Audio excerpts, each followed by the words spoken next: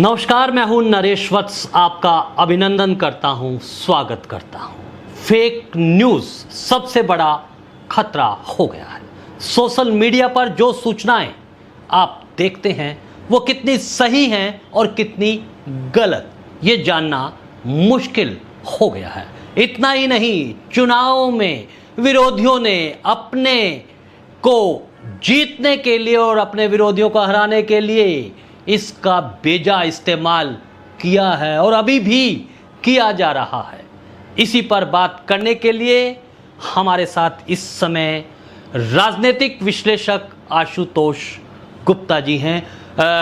उनसे हम बात करेंगे और ब्रॉडकास्ट मंत्रा इस पर एक अभियान चला रहा है, आपको आगाह कर रहा है, आपको चेता रहा है कि किस तरह से फेक न्यूज़ हमारे लिए सबसे बड़ा खतरा है और आपको क्या करना है। आशुतोष जी, सबसे पहले मैं आपसे ये जानना चाहता हूं कि फेक न्यूज़ एक बड़ा खतरा हो गया है। जो सूचनाएं आज हम देख रहे हैं वो सही क्या है, गलत क्या है, एक दूसरे को पटकनी देने के लिए, एक दूसरे पर जीत करने के लिए झूठ का सहारा लिया जा रहा है। कितना बड़ा खतरा है ये? देखिए, फेक न्यूज़ आज, जैसा कि आपने कहा कि दूसरे की बात को गलत ठहराने के लिए और अपनी बात को ऊपर रखने के लिए, फेक न्यूज़ का तकरीबन मैं कहूँगा कि पूरे चुनाव में 3 महीने का एक चुनाव रहा, एडिटेड वीडियोस, डीप फेक, एक नई चीज़ आपने सुनी, deep fake videos, artificial intelligence का इस्तेमाल करके आज टेक्नोलॉजी इतनी खतरनाक हो चुकी है। उससे भी बड़ी बात मैं ये कहना चाहूँगा नरेश जी कि आज राजनीतिक पार्टियों को झूठ बोलने में 1 मिनट भी नहीं लगता और उसके बाद हम जनता भी, राजनीतिक पार्टी अगर झूठ बोलती है तो उसके बाद उसके विश्लेषण करने की बजाय, उसका फैक्ट चेक करने की बजाय आजकल लोग उन पर यकीन करने लगे हैं, क्योंकि हमें अपने नेताओं पर यकीन करने की आदत है। परंतु आज जो समय आ चुका है, मुझे लगता है कि हमें कोई भी ऐसी बात है तो आज हमारे सबके हाथ में फ़ोन है, हमें गूगल करके भी देखना चाहिए, हमें उसको चेक करना चाहिए, तब जाके यकीन करना चाहिए।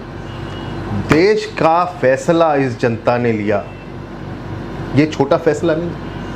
आज मैं अपना वोट डालने जा रहा हूं, मुझे किस पार्टी को वोट डालना है, ये छोटा फैसला नहीं है।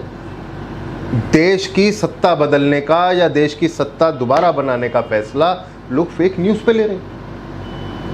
आप इस बात की सीरियसनेस को समझें, गंभीरता को समझें कि सच्चाई आज उस फेक न्यूज़ से, सच्चाई को सौ दूर है।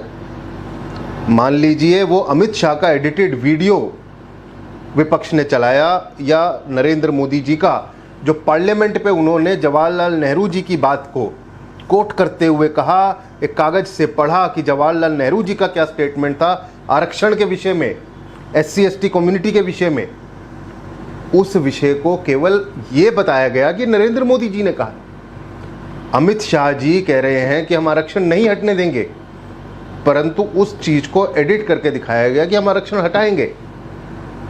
और गली गली में, हर बैठक में, हर रैली में इन चीज़ों का प्रचार किया गया। राजनीतिक दलों ने अपने ऑफिशियल हैंडल्स पे वो एडिटेड वीडियोस डाले, इस बात की गंभीरता समझा। लेकिन एक सवाल तो अभी देखा कि जिस तरह से कांग्रेस की प्रवक्ता रागिनी नायक ने एक बाकायदा प्रेस कॉन्फ्रेंस की और वो भावुक भी हुई कि किस तरह से उनको गाली दी गई और पूरा उन्होंने एक वीडियो भी दिखाया। उसके बाद अदालत ने कहा कि नहीं, ये झूठ है, उसमें रजत शर्मा जीत गए। आप खुद समझिए, चुनाव के बीच में तो कांग्रेस ने चुनाव जीतने के लिए ये सब किया, परंतु अब चुनाव कांग्रेस हार चुकी है। चुनाव हारने के बाद भी राजनीतिक दल उन पत्रकारों को किस बात की सजा दे रहे हैं जो सच का आईना जनता के सामने रख रहे हैं।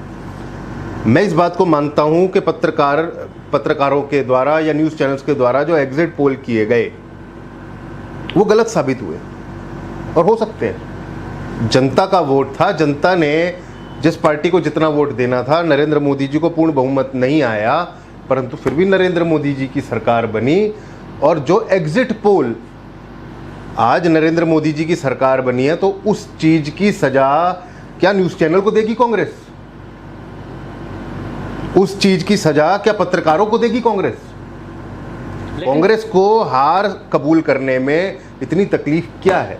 नहीं, लेकिन सवाल तो यह है कि हर राजनीतिक दल अपना एक नैरेटिव घड़ता है। लड़ाई पूरी जो है वो एक परसेप्शन की लड़ाई है, और उस परसेप्शन में तो हर राजनीतिक दल उसको फेक न्यूज कर रहा है। देखिए, फेक न्यूज जो एक विषय आप उठा रहे हैं, आप ये देखिए, चुनाव जब से शुरू हुआ इसके अंदर सबसे बड़ी बात मैं इसमें भाजपा की विफलता ये कहूँगा।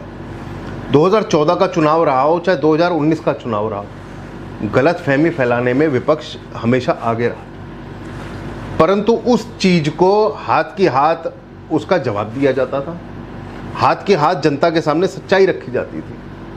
इतना ज़्यादा इस बार ओवर कॉन्फिडेंट थी भारतीय जनता पार्टी कि कुछ भी फेक नैरेटिव अगर हो रहा है या फैल रहा है तो उसको उन्होंने कहा कि नरेंद्र मोदी जी के नाम पे भारतीय जनता पार्टी को वोट मिल रहा है, और वो मिलेगा चाहे कितना भी फेक नैरेटिव हो। राम मंदिर भारतीय जनता पार्टी ने बना दिया, तो अब भारतीय जनता पार्टी की सरकार बनेगी ही बनेगी। तो इस ओवर कॉन्फिडेंस में जो भारतीय जनता पार्टी ने चुनाव लड़ा, जो चाहे SC/ST रिजर्वेशन का विषय रहा, चाहे साउथ इंडिया में जाके राहुल गांधी जी ने बोला कि भारतीय जनता पार्टी आ गई तो तुम डोसा नहीं खा पाओगे, तुम सांभर नहीं खा पाओगे, यहाँ तक का फेक नैरेटिव फैलाने का प्रयास हुआ। लोकतंत्र खत्म कर देंगे, ऐसा क्या लोकतंत्र खत्म कर देंगे? 2014 में पूर्ण बहुमत रही, 2019 में पूर्ण बहुमत रही। अगर जिसने लोकतंत्र खत्म करना हो उसके लिए पूर्ण बहुमत बहुत होता है, और उसके साथ में अन्य दलों का समर्थन भारतीय जनता पार्टी को था। बीजू जनता दल का समर्थन भारतीय जनता पार्टी को था।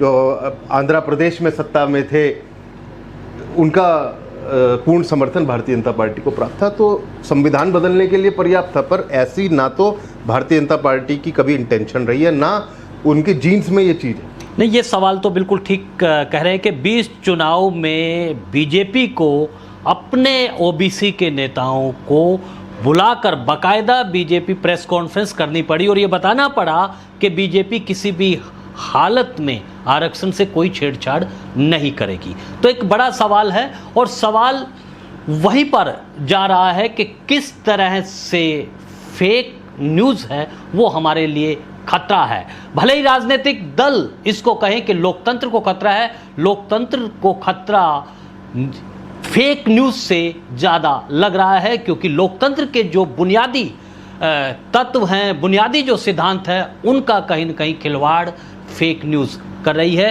ब्रॉडकास्ट मंत्रा फेक न्यूज़ के खिलाफ अभियान चलाती रहेगी। बहुत बहुत शुक्रिया आशुतोष जी इस जानकारी के लिए। तो आज के लिए बस इतना ही, और आप बने रहें ब्रॉडकास्ट मंत्रा के साथ।